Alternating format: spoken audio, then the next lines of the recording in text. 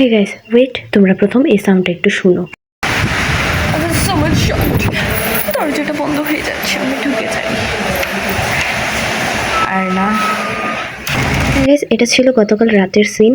And then এটা বলি পুরো মনে হচ্ছে যেন বৃষ্টি পড়ছে। অনেস্টলি বলছি, তোমাদের সাথে কোনো মিথ্যে কথা বলছি না একদম।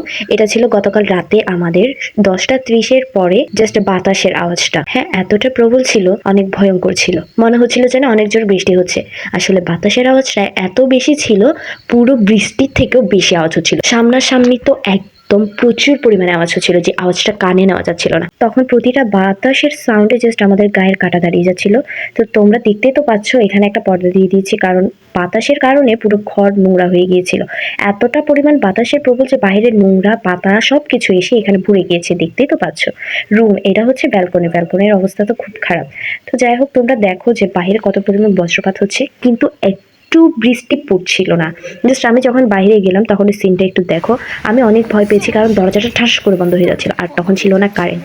সো অনেক বেশি ভয় লাগছিল, তাই আমি তাড়াতাড়ি দেরি না করে ঘরের ভিতরে ঢুকে যাই। আর তখন অনেক বেশি টেনশন হচ্ছিল, কারণ বাবা তখন বাসায় ছিল না, বাবা বাইরে ছিল। দেখো গাইস, তোমরা যে এটা দেখে আবার ভাবলো না যে আমি এতবার ঢং করে যাচ্ছি। এটা ফার্স্ট টাইমে গিয়েছিলাম, আমি ভিডিওটা কাট কাট করে প্রথমে তোমাদের দেখিয়েছি। অ্যান্ড এটা হচ্ছে ফাইনালি যখন আমি প্রথম গিয়েছিলাম তখন এর ভিডিও দেখো। বাইরের অবস্থা তো খুব খারাপ, দেখবে? ওয়েট, চলো যাই।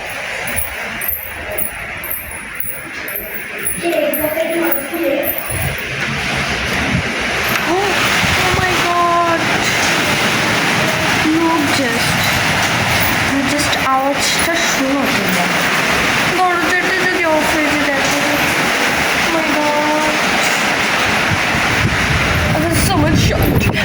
দরজাটা বন্ধ হয়ে যাচ্ছে, আমি ঢুকে যাই।